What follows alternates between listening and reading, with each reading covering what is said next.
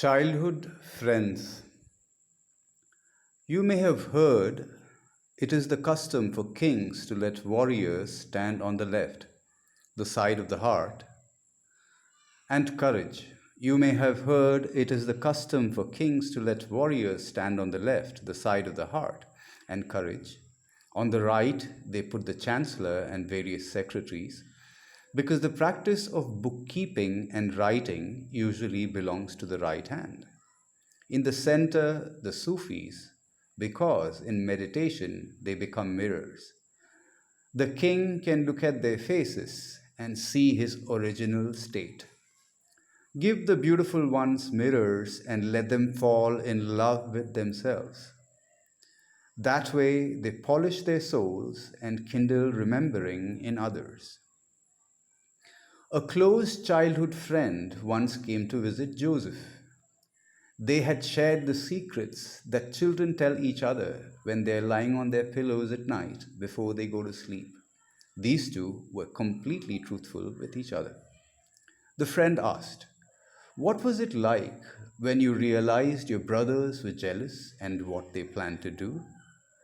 "I felt like a lion with a chain around its neck, not degraded by the chain, not complaining, but just waiting for my power to be recognized." How about down in the well and in prison? How is it then? Like the moon when it is getting smaller, yet knowing the fullness to come, like a seed pearl ground in the mortar for medicine, that knows it will now be the light of the human eye. Like a wheat grain that breaks open in the ground, then grows, then gets harvested, then crushed in the mill for flour, then baked, then crushed again between teeth to become a person's deepest understanding. Lost in love like the songs the planters sing the night after they sow the seed. There is no end to any of this.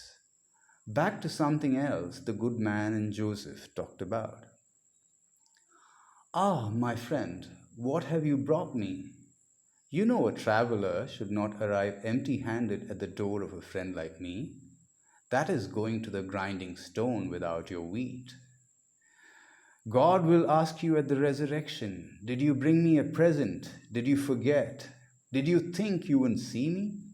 Joseph kept teasing, "Let's have it. I want my gift." The guest began, "You can't imagine how I have looked for something for you. Nothing seemed appropriate. You don't take gold down into a gold mine or a drop of water to the Sea of Oman. Everything I thought of was like bringing cumin seed to Kermanshah, where cumin comes from. I have brought you a mirror.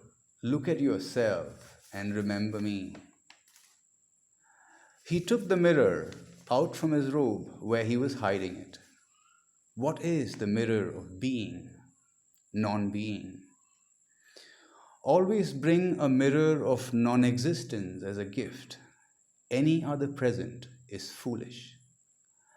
Let the poor man look deep into generosity. Let the bread see a hungry man. Let kindling behold a spark from the flint. An empty mirror and your worst destructive habits, when they are held up to each other, that is when the real making begins. That is what art and crafting are. A tailor needs a torn garment to practice his expertise. The trunks of trees must be cut and cut again so that they can be used for fine carpentry. Your doctor must have a broken leg to doctor. Your defects are ways that glory gets manifested. Whoever sees clearly what is deceased in himself begins to gallop on the way. There is nothing worse than thinking you are well enough. More than anything, self complacency blocks the workmanship. Put your vileness up to a mirror and weep. Get that self satisfaction flowing out of you. Satan thought, "I'm better than Adam," and that better than is still strongly in us. Your stream water may look clean, but there is unstirred matter on the bottom. Your shake can dig a side channel that will drain that waste off. Trust your wound to a teacher's surgery. Flies collect on a wound, they cover it. Those flies of your self protecting feelings, your love for what you think is yours. Let a teacher wave away the flies and put a plaster on the wound. Don't turn your head. Keep looking at the bandaged place. Don't turn your head. Keep looking at the bandaged place. That is where the light enters you. And don't believe for a moment that you are healing yourself. Version by Coleman Barks, developed from the translation by Nicholson, from the book The Essential Rumi. Yahoom.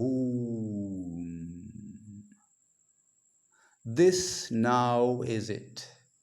Now, your deepest need and desire is satisfied by the essence of the presence here now.